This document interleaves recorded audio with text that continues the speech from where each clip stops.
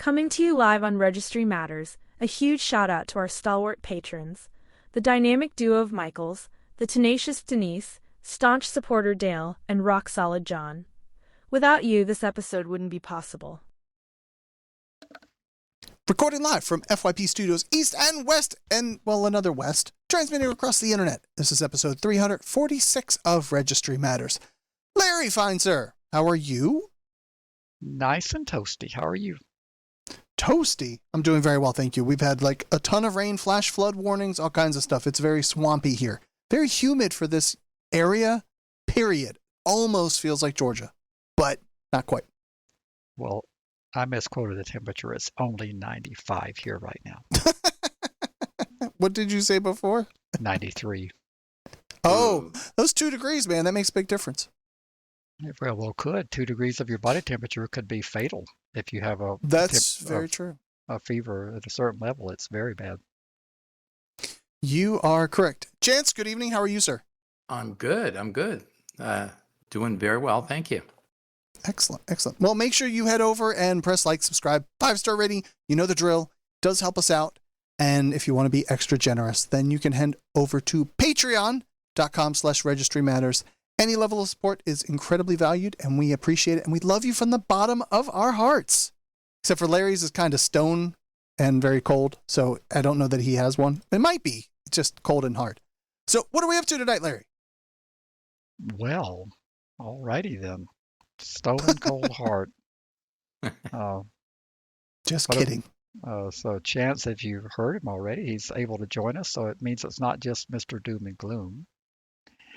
We're going to talk about a new case that was just launched in Oklahoma. We're going to review that with a sort of a deep dive. And Chance has some kind of California corner. And also we have a brief segment from the United States Supreme Court that was submitted a couple of weeks ago by a patron. We couldn't get to it last episode, so we're going to do a shallow dive on that case. And perhaps maybe some questions about the NARSOL conference that we would be having today if bad things hadn't happened.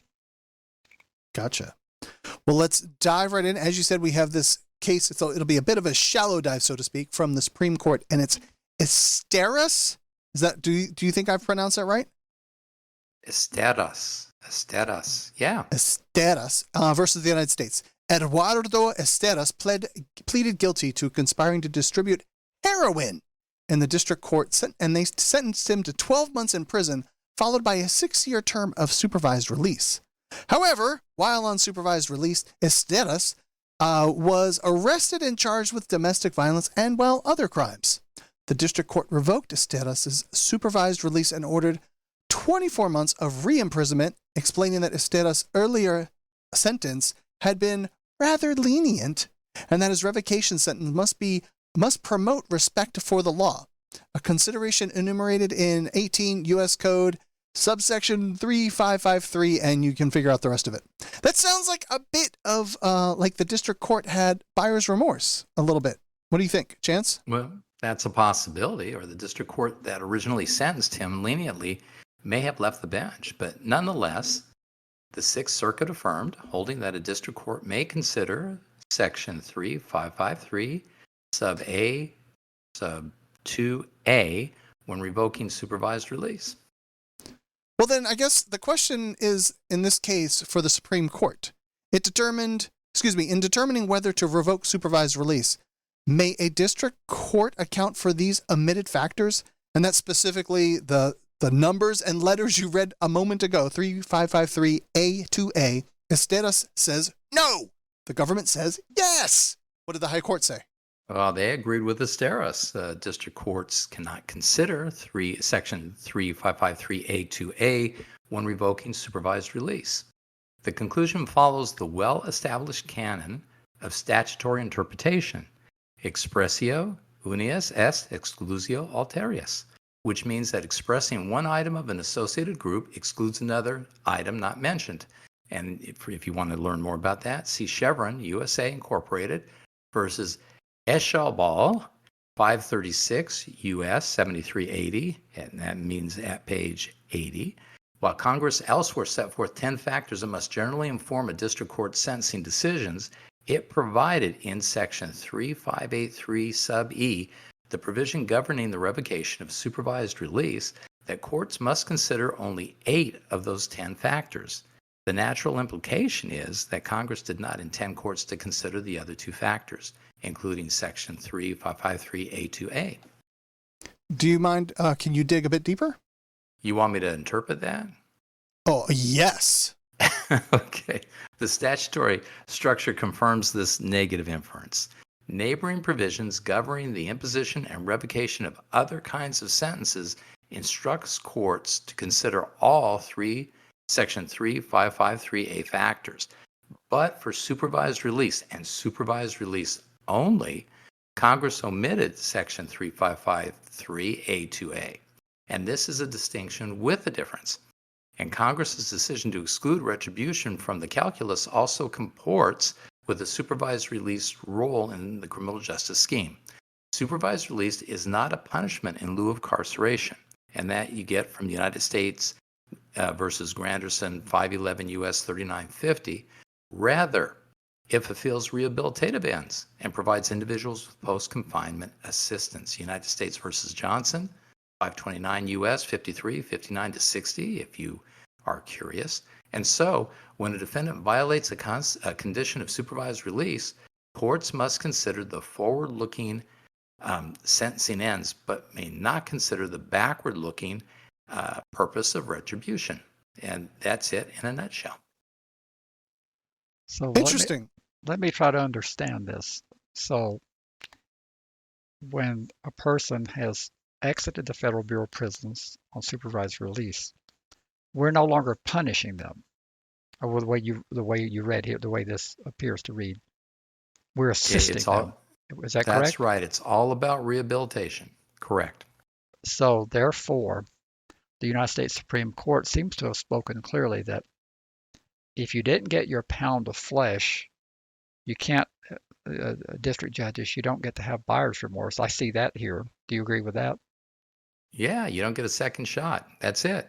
And but the district court could have fashioned such factors and additional conditions of supervised release, or I guess what I'm getting to was could he or she have imposed incarceration as a part of the punishment for, or even is punishment a factor for violating terms of supervised release? Are you continuing trying to help the offender, or do you ever get to punish them when supervised release is not proving to be successful? I hope that question makes sense.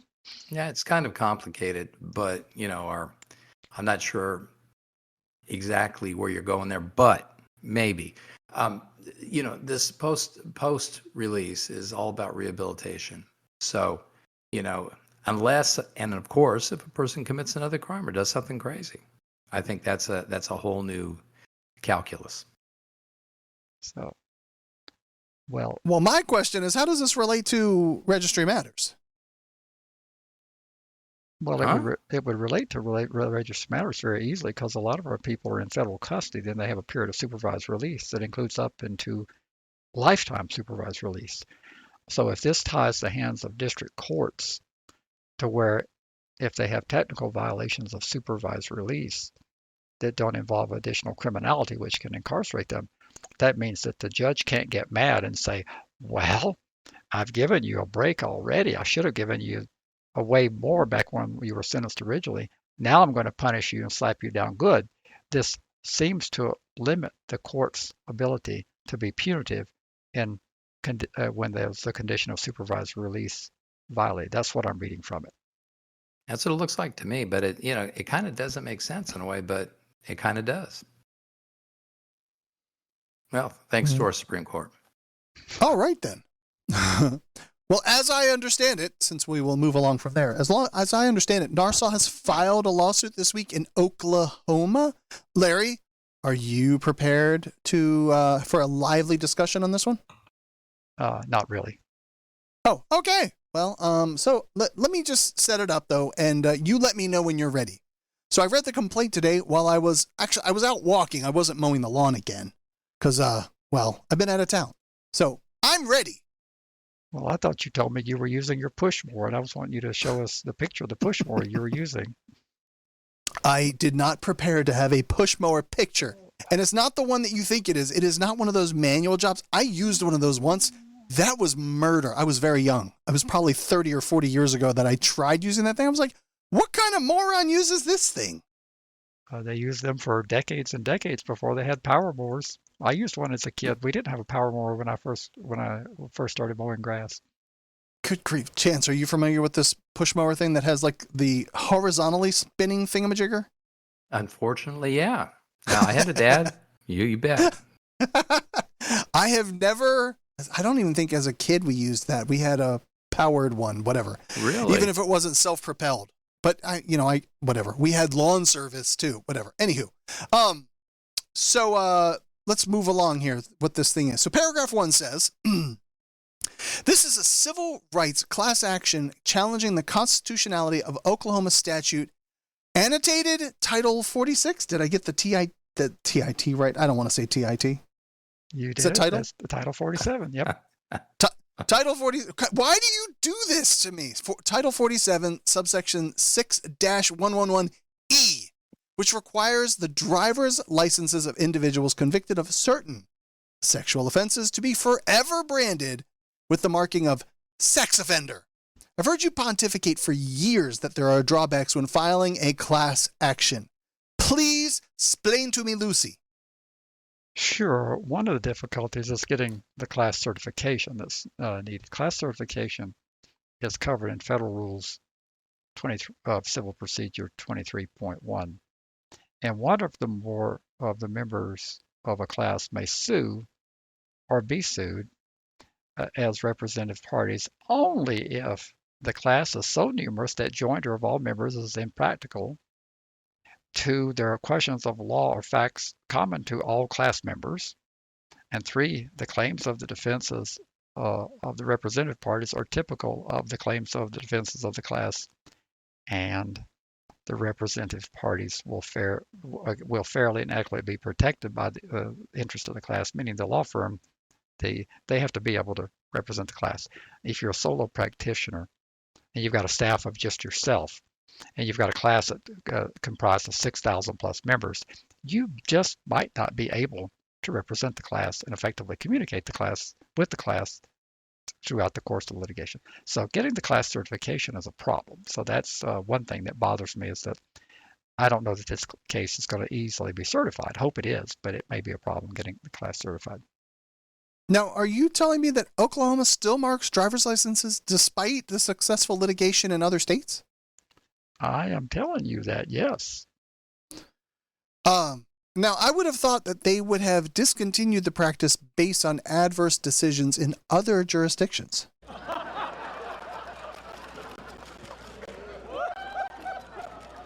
So I don't know why you would have thought that.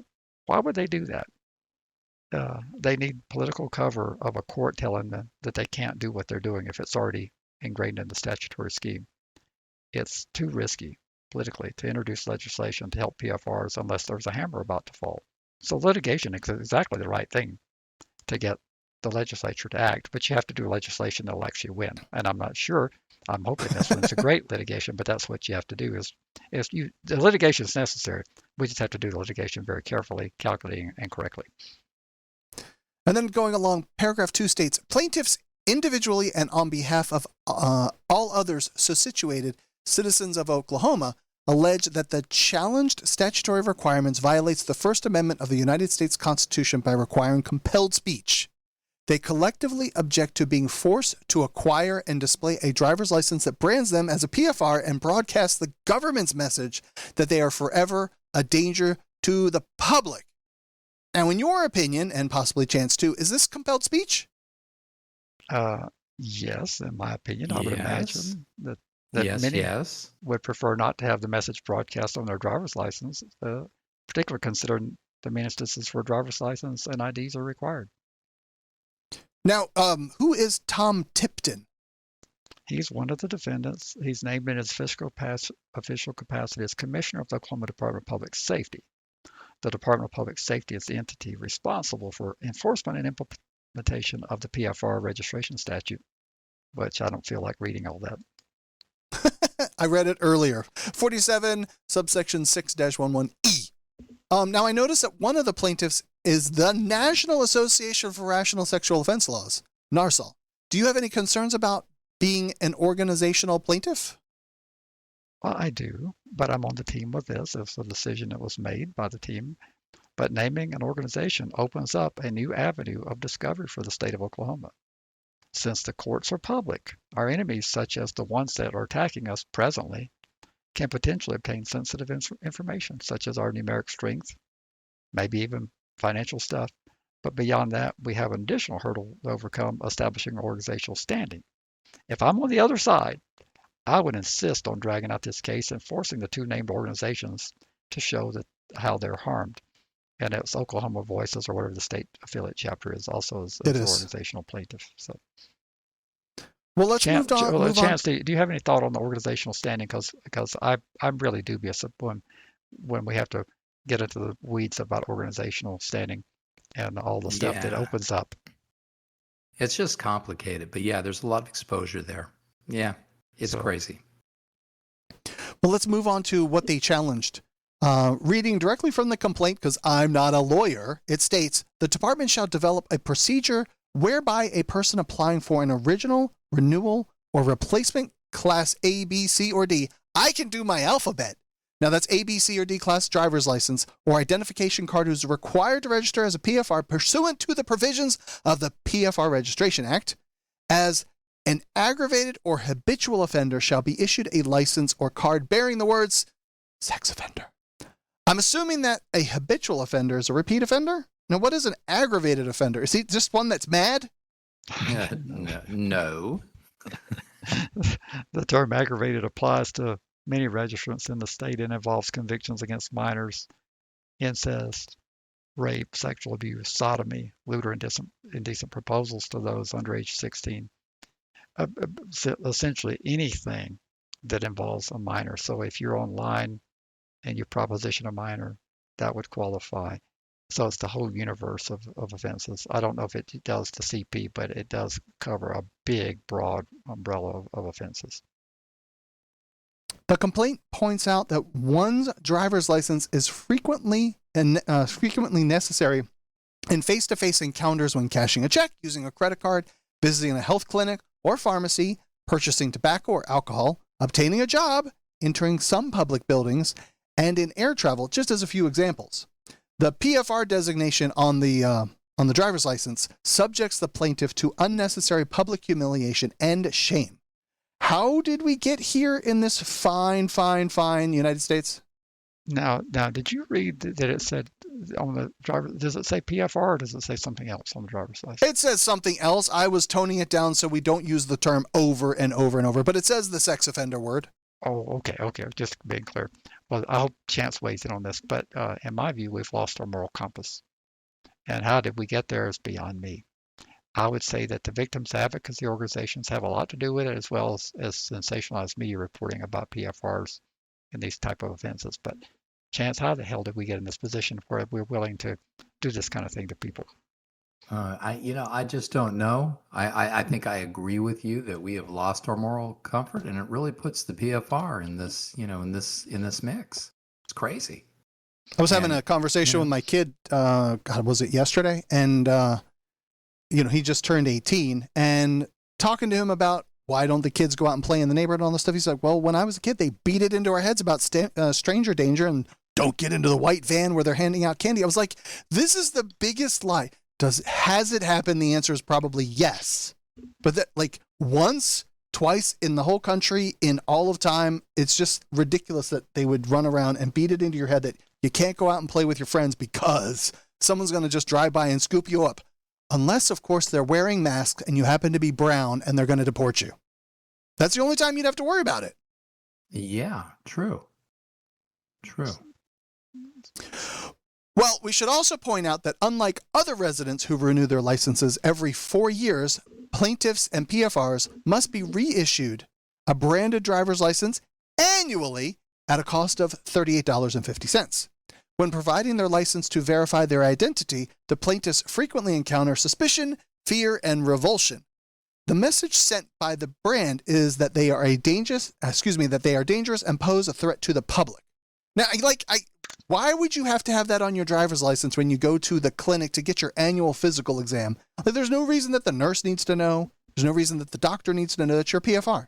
I don't see the point of, other than shaming, why would they do this?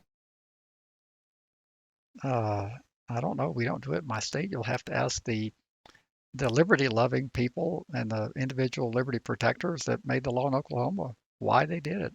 I don't know. Now, can you admit that this is a very bad situation? No argument from me on that. The complaint states every time plaintiffs present their license, they're fearful that a common everyday occurrence will bring them and their family distress, ridicule, differential treatment, and even physical harm. And I agree with that. When you go hand your driver's license and it has that in big letters, I can't imagine, knowing how the human condition works, I can't imagine that they continue to treat you the same way that they would have treated you without that being there. I just can't say, oh, well, this is just a normal everyday thing. He's a PFR. No, nothing. I mean, I would think that treatment changes dramatically. So then along in paragraph 30, it is noted that the proposed class is numerous. There are approximately 6,700 individuals currently on the OK registry. Now, most registrants have been convicted of PFR type offenses that are classified as aggravated or habitual offender, and therefore are subject to the challenged condition. The numerosity, commonality, typicality, and adequacy thresholds are met. Do you agree with them that the numerosity, commonality, typicality, and adequacy thresholds are met as required by the federal court rule you cited earlier? I do. I also agree with paragraph 31. It states joinder of all class members is impracticable. Not only is the class numerous, but membership in the class is constantly expanding every day. Additional people with convictions for PFR offenses are required state-issued identification cards or driver's licenses for everyday life and are subject to the challenge law. So when you join a class together, Chance may be able to expand on this, but when joinder happens, it's a known entity. It's not like you can't do joinder in this case because we don't know who will be joining the case. So you just have to, if you're going to let the group proceed, you would have to certify it as a class because we don't know until each day passes when they put more people on the PFR registry who's in the class. Chance, am I missing anything? No, that's right. I think that's the right analysis. So to come up with an alternate scenario is, what was it, in the 90s, maybe early 2000s, where there were the Ford Explorers that had Firestone tires that were blowing up and the things were rolling all over the place. And that was a class suit. And you would know precisely the number of people that had those cars with that batch number from those tires. So this is the scenario that you're just describing, that you would be able to know exactly how many people have those cars with those tires. That would be correct. We don't know who else is going to be in this class because it's continuously fluid and changing. Some are dying, so they probably wouldn't need the protection of the class. They might. You never know.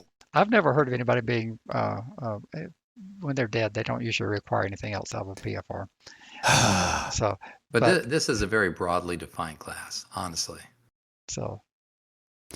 All right, well then, so paragraph 32 states that there are questions of law and fact common to all class members, including but not limited to the following. What are the rationales for the law? Oh, that's to shame and blame.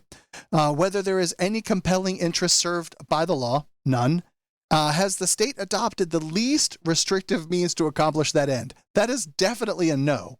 Whether the law violates any constitutional protections of the First Amendment? We just throw that out the window. Who cares? What is your take on how the court will answer those questions? It's complicated, to say the least. It depends on the level of scrutiny they choose to apply. If they decide to apply strict scrutiny, the outcome will be better for us. If it's merely a rational basis review, we lose. Please tell me, expand on that, and how does one fare better than the other? Well, in a rational basis review, it is, you'd reflect back to question number one, what are the rationales for the law? And this is so confusing for the non-legal mind. The non-legal people believe that there has to be data that shows that the law works. There doesn't have to be one iota of data for a rational basis review. that review encompasses the question of, was the legislature, the lawmaking body, did they have a rational basis of something that they wanted to do? Whether they achieved the desired result is not relevant. There is a rational basis to try to protect the community from PFRs. So if you have that lowest level of scrutiny, this case goes down the crapper. But if you have strict scrutiny, where it comes into where you have to apply the least restrictive means possible, and you get into a much narrower opportunity for the state to escape with this. It would be very bad for us unless this is reviewed strict scrutiny. And Chance can probably expand those answers a little bit, but the rational basis will get us down the crapper. Is what it'll do. Yeah, and anything can justify rational basis, but you've got the First Amendment here, so that may give you a better shot. And what determines whether they apply strict or rational basis? Or intermediate scrutiny. Yeah, okay. To add the third one in there, what determines which level of scrutiny that they use? Well, I think first, and at the front of all this would be a very important constitutional right, like the First Amendment. But I mean, but who determines that? Does the judge determine that? Well, you're going to have to have pretty cohesive arguments, and it's going to have to be pretty clear, and the court's going to have to recognize that that's exactly what it is to get that kind of scrutiny. Well, I think I figured that's where he's trying to go. The briefing will help the court. The Narsel and the Oklahoma Voices attorney will be arguing that this is a matter for strict scrutiny, and they'll be telling the court in the briefing why it should be strict scrutiny. The state will be saying just the opposite. They will be saying that this is only a rational basis review, and ultimately the federal district judge will decide what level of scrutiny, and then ultimately when it goes up on appeal, because regardless of which side wins on appeal is very likely, ultimately the 10th Circuit, Oklahoma's in the 10th Circuit, ultimately the 10th Circuit will decide that. But so it will be briefed below, argued below, and then the level of scrutiny will be decided by the district judge. Right. Gotcha. And if the court thinks it's a First Amendment issue, you're out of rational basis land, I believe. All right, well then, in paragraph 38, the complaint alleges that Oklahoma statute, the same thing that we've been talking about, is unconstitutional, both on its face and as applied to plaintiffs, because it compels plaintiffs and all similar class members to engage in speech and communicate the government's message in violation of the First Amendment. Now, do you believe that this statute to be facially unconstitutional, Larry? No, I do not believe it to be facially unconstitutional at all. Remember that for something to be deemed facially unconstitutional, there must be no set of circumstances in which it could be done. So we can eliminate this as being facially unconstitutional just by understanding the very case that went to the Supreme Court called Broderick versus Oklahoma. I'm pretty sure that originated from Oklahoma, where they. Why do you say that? What makes you say that? I'm fairly certain that it did, but I can't remember all the details of the case. But I think there are a number of ways to mark driver's licenses that would pass constitutional muster. We mark driver's licenses all the time. We mark underage driver's licenses. We mark those with DWI convictions while they're required to have an interlock license here in our state. We mark the licenses of those who must wear corrective lenses. So marking driver's license is perfectly fine, but this marking here is the problem. So at best, this is going to be as applied. They're not going to issue an order and say that there's no set of circumstances where PFR licenses can ever be marked, because you can mark it very discreetly. Rather than having that big orange sexual offender on the license, you could have it in a code that only law enforcement would be able to access. So I think they lose on that one. Well, of course, Mr. Doom and Gloom is certainly present tonight, and we need to move along. There will be updates as this case progresses. What kind of timeline? What's next? Tell me what happens moving forward.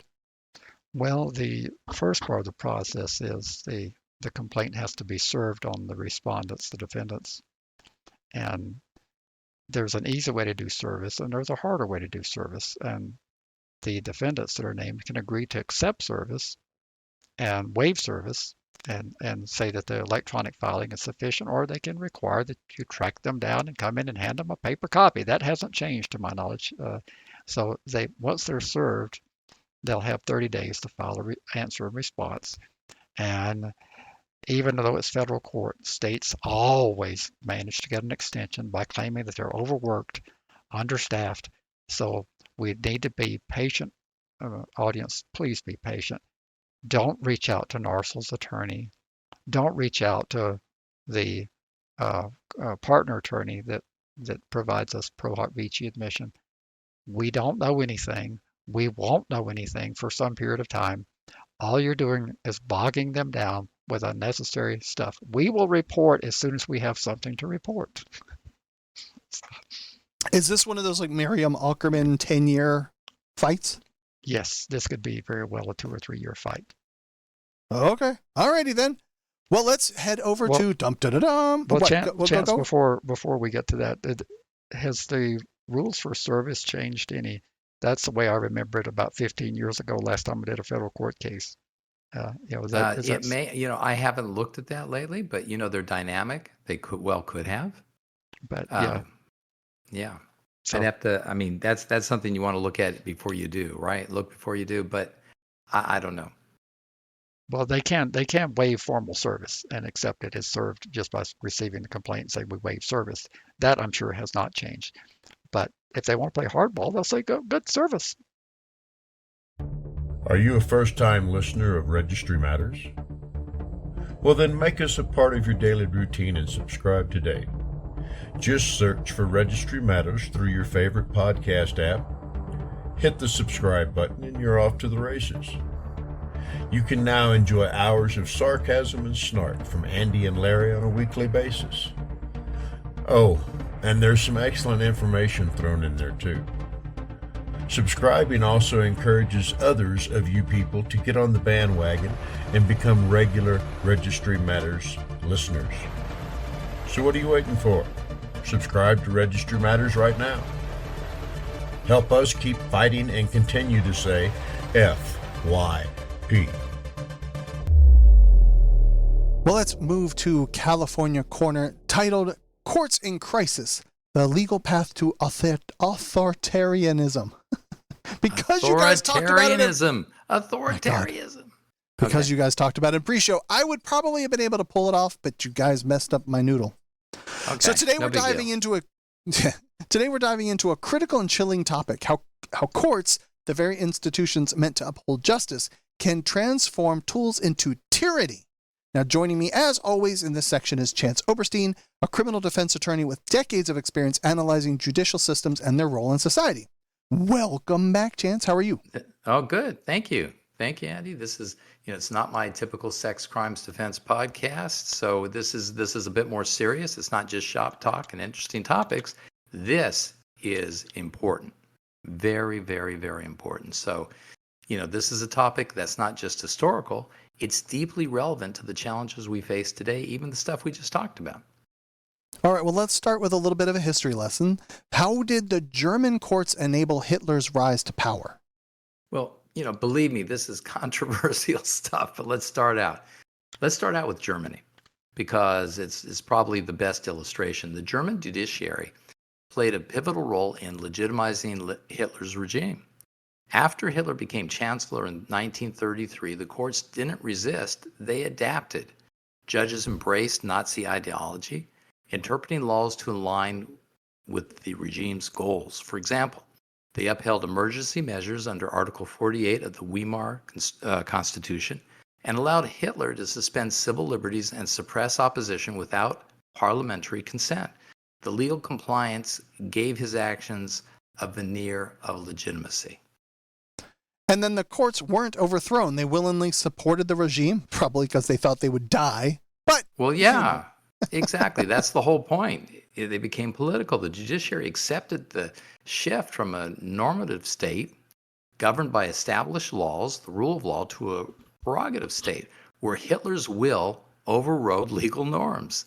Judges enforced laws like the Nuremberg laws, which institutionalized racial discrimination. And in many cases, They went beyond the letter of the law to fulfill Nazi objectives, showing how the rule of law can be hollowed out from within. Now, I will say that that's terrifying. Were there any efforts within the judiciary to resist?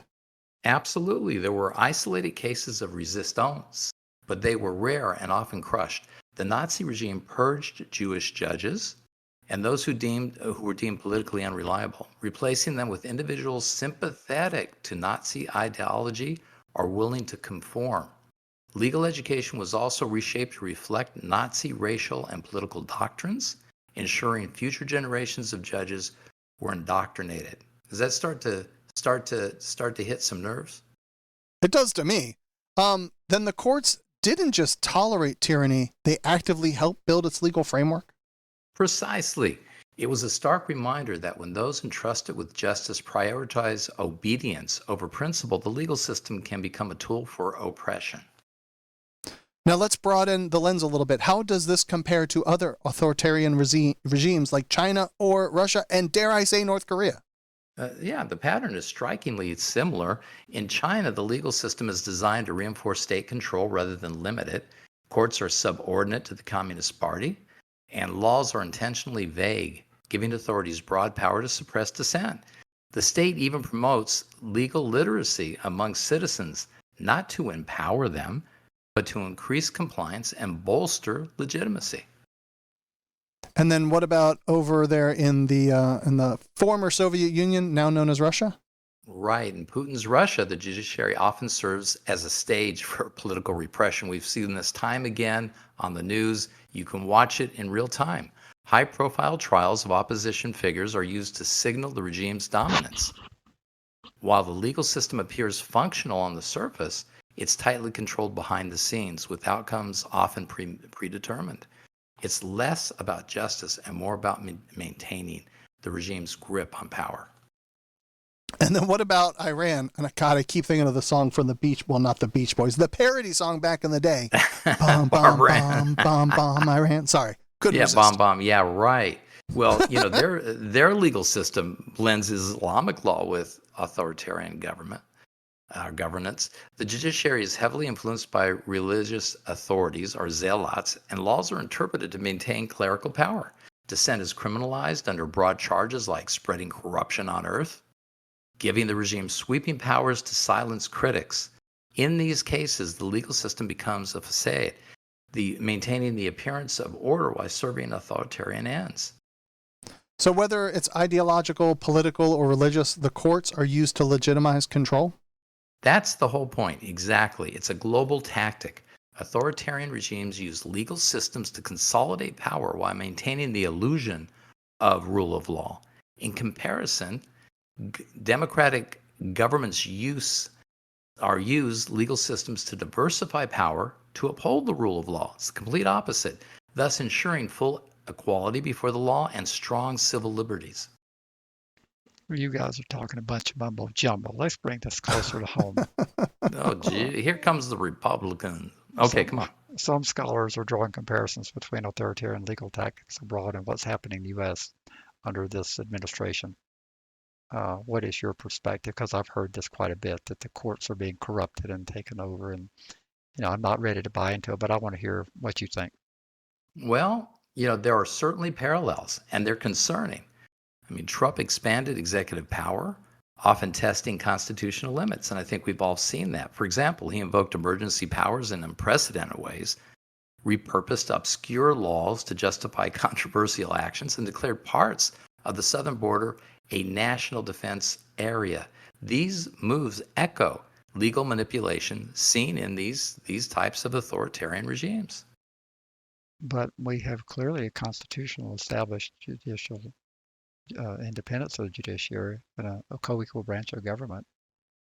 Yeah, it sounds very rational, right? Because that's what we're hearing. But actually, Trump undermined judicial independence by publicly attacking judges and delegitimizing court rulings that went against him. He surrounded himself with loyalists, creating a perception that he was unconstrained by the Constitution and federal statutes. Legal experts have raised alarms about this erosion of norms.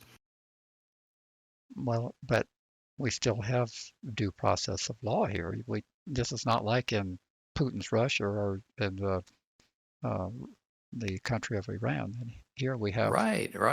Are wrong. His administration curtailed due process in areas like immigration, pushing for mass deportations with limited or no legal recourse. Additionally, litigating birthright citizenship protections these are moves that mirror legal marginalization seen only in these authoritarian states. I mean, you'd have to be blind not to see it.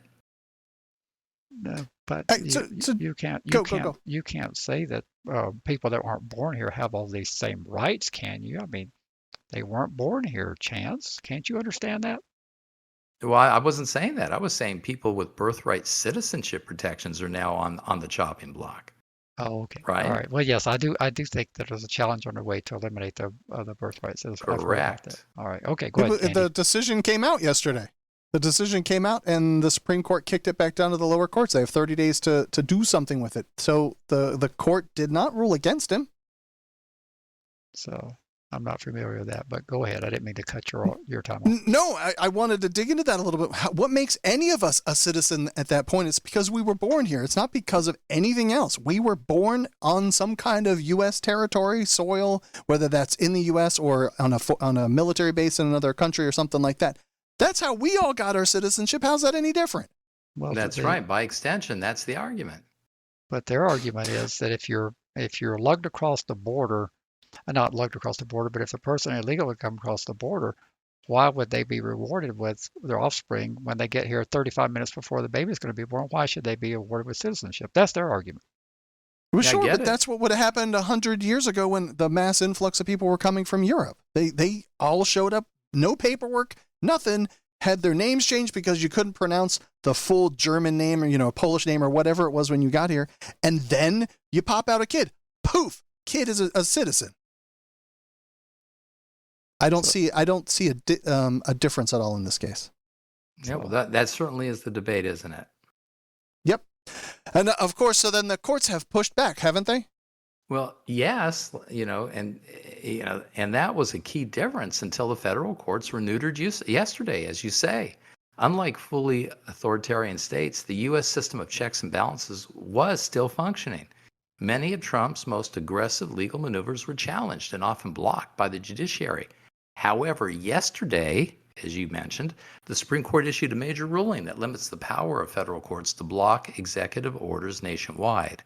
In a 6-3 decision, the court held that the federal district judges cannot issue universal or nationwide injunctions that halt executive actions for everyone, not just the plaintiffs in a case. The ruling basically says that lower courts cannot block what appears to be unconstitutional executive orders across the entire country. And in my opinion, this erosion of legal norms is real. And the debate remains as to whether we are, as Paul Simon might say, sliding away into authoritarianism. What lessons do you think that we can learn from history to protect judicial independence? Well, I think the biggest lesson is that the courts must prioritize principle over obedience. Judges and legal scholars have a duty to resist legal or political pressure to uphold the rule of law. Transparency, accountability, and public engagement are also crucial. When citizens understand and defend their legal systems, it becomes harder for authoritarianism to take root. And then, of course, in this fine democracy, what role do citizens play in this? Well, citizens are the ultimate safeguard. They must stay informed, hold leaders accountable, and demand judicial independence. History shows us that complacency is dangerous. When people stop defending their rights, authoritarianism can creep in. Do you think that there are any warning signs we should be looking for? Yes, absolutely so. Look, just like yesterday, look for efforts to undermine judicial independence, expand executive power, and curtail due process. All the things we've been talking about here. These are red flags that the legal system is being manipulated for political ends. It's essential to push back against these trends before they become normalized and entrenched. Well, those are some powerful reminders. Who has some final thoughts on this? Chance, go first. Well, just this. The rule of law is fragile. It's not just about the laws on paper. It's about people committed to justice. History shows us the dangers of complacency and we must remain vigilant. Courts can be a bulwark against tyranny, but only if they remain independent and principled. What do you think, Larry? I like that, and I continue to want to cling to my belief that it's starting to slip away, as you said, sliding away. But I want to believe that after 250 years of this experiment that we've been undertaking, that at some point there will be a pushback saying, no, we're not going to let 250 years of people dying to defend our system to be corrupted by an individual or a small group of individuals. If I stop believing that, there's hardly any point to live. At some point, people have got to realize that this is a danger, that we're seeing some unprecedented things happening now. Totally agree with you. Totally agree with you. Well, this started even as far back as Obama, and I'm sure before that, but this is kind of like when I started paying attention, is that during the Obama administration, sure, you can say it was their prerogative, but they held all those federal judgeships from being appointed. And then when Trump took office, Mitch McConnell was, man, like, can we get as many of the most conservative, the youngest judges in place that we can in these 4 years? And this is all the fruits of that labor. Yeah, it's kind of amazing if you think about it, because that's where the pushback came from. They're judges. So this is a 15-year, even longer than that, almost 20-year cycle that we're finally bearing the fruit of. Well, the whole idea, I think, was to put, to install the framework where everything, rolls fairly well, where everything goes with the flow. And you know what? No matter if the judge was a Trump-appointed judge or an Obama judge or whoever judge, judges have been pushing back. And the federal courts have become a real dilemma in terms of trying to, neuter, the courts in general and impose, an executive's political will on the people. And that's the way it should be. But, here we are. All right, then. Larry, do you want to do this one last little bit that you dropped in there? Sure. This was a letter that was sent to NARSOL, and it's really not per se a question, but it's more of a comment about stuff. So I just thought we could read the guy that sent it, his name, William. All right. Well, in your recent newsletter, I read about your hiring a lawyer on the team. It made me wonder about an approach I've never seen advocated for, but I think could potentially get some traction in the courts. Given the fact this nation was formed as a rebellion against taxation without representation, it is the peak of hypocrisy that PFR laws legalize taxation without representation. We are required, as all our taxpayers, to pay taxes that go toward recreation options, parks, education, those are schools. Now, however, not only are we prohibited from enjoying the benefit of our tax money, but we're also banned by law from ever seeing what our money is spent on. This is simply another form of taxation without representation.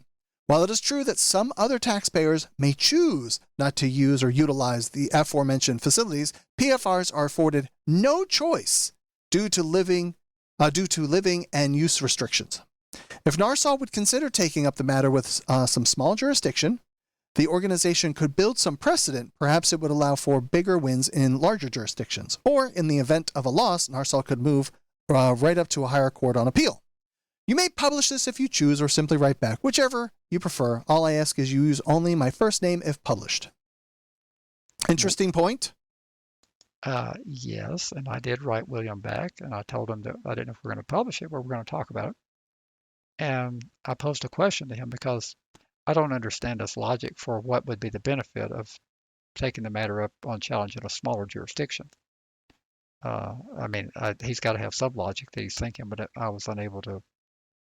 It didn't. Would it be easier? Would it cost less? Are there, is it then it doesn't gain a lot of attention by finding a tiny little district that has a tiny little park, and you could go challenge that and win in a really low, what's the word? Innocuous. It's not the right word, but something like that. A little insignificant. That's the word. Court system. Well, maybe that's what he's thinking, but the way I'm thinking, if we go into what is our smallest state in population, maybe Wyoming or Alaska, if we go into one of those small states, they're not going to throw in the towel. They're big enough that they're going to push back on anything that we challenge. And then if we're in federal court, it's going to go to the Circuit Court of Appeals. Is Wyoming in the 10th or the 9th? I know the Colorado is based in Denver. I don't know if but we're going to end up in federal court in all likelihood. So I'm just not sure what its logic is. But I do agree with him that this is really bad that you pay taxes on all these things that you're forbidden to use. You're not making a choice. Is it possible to use something like even like a little tiny city park or something like that that has is that possible to attack something like this from that angle where it's just the tiniest, smallest little, even a little county court? Well, if you're getting at if there's municipal ordinances that you're talking about challenging, because there's a hopscotch, a checkerboard of places where they're not forbidden, they have restrictions. But even if you're fighting a city of 10, 15,000 people, they're going to have a city attorney or a county attorney. They may decide at some point to stop the bleeding and quit spending money, but they're going to want to defend their ordinance. They're not going to, just because the PFR doesn't like it, they're not going to say, well, yeah, we should have thought about it. They're just not going to do that. My experience in government. I think that's the example that he's going after, though. Yeah, well, that might make some sense to him, but to some degree, he might be right, because that's kind of what happened down in Butts County with our Halloween. Remember, the sheriff said, I'm going to take this to the Supreme Court. I do recall him saying that. Well, but also the other county, they settled. Well, they were a little more rational to begin with. That was the neighboring county of Spalding. But the Butts County commissioners told the sheriff that you can do this. We can't stop you under Georgia law. You can force us to spend the money, but we can also let the voters of Butts County know that their taxes are going up because of you. And, that's a good angle. And, very good angle. He decided he didn't want to go to the Supreme Court after all, and so he stopped the battle, because it was probably going to be a loss at the Supreme Court, which would have been even a bigger precedent than what our precedent is now in the 11th Circuit, which is being used over in the 8th Circuit in Missouri by another organization that's based in the western United States that came rushing in to use the work that we had done to try to... Who shall remain nameless, right? Yeah. So, and we were in the development process of a case, and that organization asked us not to do it because they had it already. But that same organization did not want that challenge to be done. They were not nearly as enamored what I wanted to do, but they did help. To their credit, they did write an amicus brief on that. But we challenged it with our money, and when we won it, then other people want to ride but that's done. Chance, the ACLU does the same thing. They do the exact same thing. It's just like the Israeli war. Let the Israelis do all the work and then jump into the last minute and take credit for it. Okay, then. So are we done? We are done, but I really appreciate William sending that, because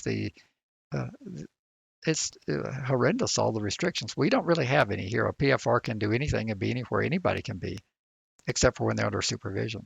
But a lot of states, there's so many things they can't do, including raise their children, engage them with their child's education. Beyond, they can't even go watch them play sports at a 5,000 seat arena. I hear from Super Patron Mike in Florida pretty regularly, and he just constantly, he's just reminded almost every day of all the garbage that has to happen. He gets, I don't know if it's, I guess maybe it's just quarterly that they do door knocking, and they come by at night with the freaking lights on, blaring around, like all the people in the neighborhood would see it. Like, what is the freaking point of the guy's been living there for, I don't know, like 10 years or something like that. He hasn't moved. He's got a super stable job where he's been for forever. Why bother this guy every quarter? Right. Because they're getting paid to do it. They're getting government funds from the big, large federal government that they say is too large, and that they would like to see it spending less money. But those very conservative sheriffs are reaching out to the large federal government to get those compliance dollars. Isn't that amazing? One of the many contradictions. And then they're talking out of the other side of their mouth, saying how much they hate that people take money from the federal government.